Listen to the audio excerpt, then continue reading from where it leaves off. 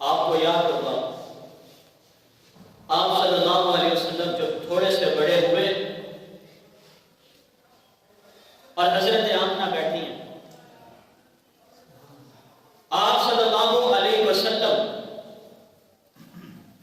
چھوڑے سے بڑے ہوئے چل رہے ہیں، باپ کا سایہ بھی سر پر نہیں ہے، حضرت آمنہ دیکھ رہے ہیں، آنکھوں میں آنسو بھی آ رہے ہیں۔ آپ سمجھ سکتے ہیں کہ ماں کے آنکھوں میں آنسو آنے کی وجہ کیا ہے؟ آقا پیغمبر علیہ السلام کی والدہ پریشان کیوں ہیں؟ پریشانی کی وجہ یہ ہے کہ حضرت آمنہ سوچ رہی ہیں دل میں، کاش آج میرے بیٹے کا باپ زندہ ہوتا، کاش آج میرا شوہر عبداللہ زندہ ہوتا، میرے بیٹے کے لیے کھلونے لاتا، کاش عبداللہ زندہ ہوتا، میرے بیٹے کی انگلی کو پکڑتا اور سیر کراتا، کاش آج عبداللہ زندہ ہوتا تو میرے اس بیٹے کے سر پہ ہاتھ رکھتا۔ رب کائنات نے ارشاد فرمایا آمنہ گھبراتی کیوں ہے؟ عبداللہ زندہ ہوتا، کھلونے لاتا مٹی کے، عبداللہ زندہ ہوتا، کھلونے لاتا پتھر کے، عبداللہ زندہ ہوتا، کھلونے لاتا لکڑی کے، عبداللہ زندہ ہوتا، مختلف قسم کے کھلونے لاتا، لیکن آمنہ گھبراتی کیوں ہے؟ اسے کھیلنے کے قابل تو ہونے دیتے، یہ آسمان کی جانب انگلی کا اشارہ کرے گا، میں چاند ستاروں کو کھلونا بنا دوں۔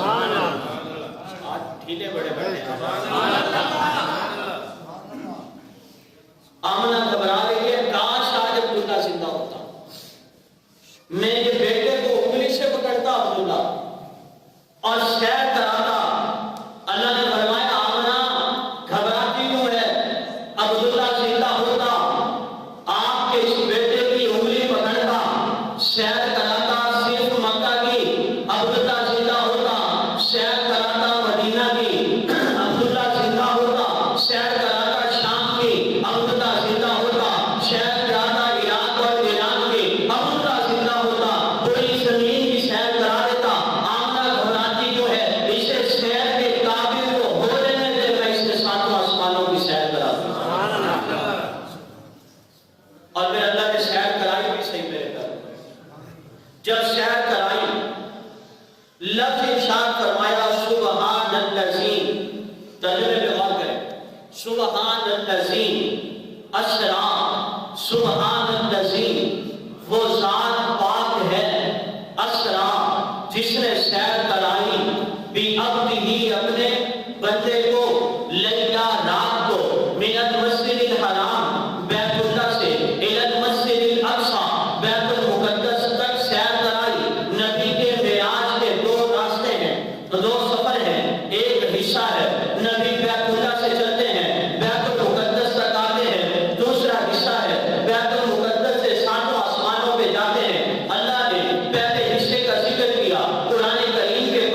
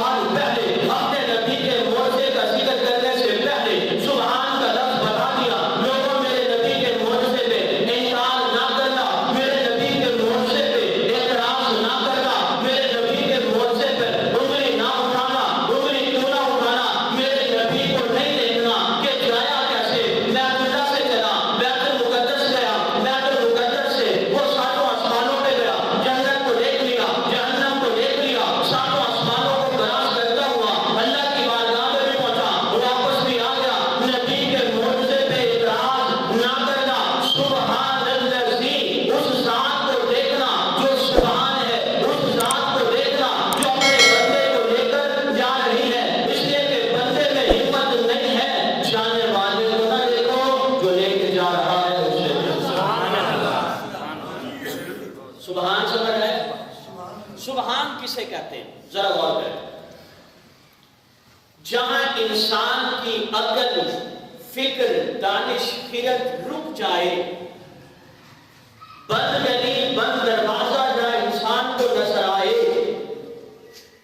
جہاں انسان کو کام ناممکن نظر آئے، جو ذات اسے ممکن کر دیتی ہے اسے سبحان کہتے ہیں. سبحان اللہ، اسے سبحان کہتے ہیں. ذرا غور کرنا، آپ نماز پڑھتے ہیں، اللہ اکبر، نماز شروع کر رہے ہیں، آپ اللہ اکبر کہہ دیا آپ نے، آپ پہلا لفظ کہتے ہیں سبحان، کہتے ہیں کہ نہیں؟ سبحان اللہ ثنا پڑھتے ہیں، آپ پہلا لفظ سبحان کہتے ہیں. سوال یہ ہے اللہ نے پہلا لفظ سبحان کیوں ہے؟ اس لیے پہلا لفظ سبحان ہے. نماز سے پہلے کوئی چودھری ہے، نماز پڑھنے سے پہلے کوئی سردار ہے، نماز پڑھنے سے پہلے کوئی ملک ہے، نماز پڑھنے سے پہلے کوئی وڈیرا ہے، نماز پڑھنے سے پہلے کوئی MBA ہے، کوئی MNA ہے، کوئی منسٹر ہے، کوئی پرائم منسٹر ہے، کسی نہ کسی کا کوئی عہدہ ہے. لیکن جب اس نے کہہ دیا اللہ اکبر اور پھر اس نے کہا سبحان، اب وہ اعتراف کر رہا ہے اللہ میرا کوئی مرتبہ نہیں، اللہ میرا کوئی عہدہ نہیں، اللہ میرا کوئی مقام نہیں، اس لیے کہ صرف آپ کی ذات سبحان ہے. یونس علیہ السلام مچھلی کے پیٹ میں اور 3 اندھیرے، فنادا فی الظلمات، ایک مچھلی کے پیٹ کا اندھیرا، ایک اندھیرا کس چیز کا؟ رات کا اندھیرا، تیسرا اندھیرا سمندر کی گہرائی کا اندھیرا. فنادا فی الظلمات، اللہ فرماتے ہیں یونس علیہ السلام مچھلی کے پیٹ میں گئے، رات کا اندھیرا بھی ہے، سمندر کا اندھیرا بھی ہے، مچھلی کے پیٹ کا اندھیرا بھی ہے. اب 40 دن گزار دیے. لوگ کہتے ہیں اگر کوئی مچھلی کے پیٹ میں چلا جائے وہاں ہائیڈروجن نہیں ہوتی، وہاں آکسیجن نہیں ہوتی، سانس کے آنے جانے میں دقت ہوتی ہے، انسان دنیا سے چلا جاتا ہے. ناممکن ہے کہ کوئی مچھلی کے پیٹ میں 40 دن رہے اور زندہ محفوظ ہو جائے. یونس علیہ السلام نے یہی اللہ کی تصویر بیان کی تھی، لا الہ الا انت سبحان. نہیں سمجھ آئی آپ کو؟ یار سبحان اللہ کیوں نہیں کہہ رہے آپ؟ کہو نا سبحان اللہ. لا الہ الا انت سبحان.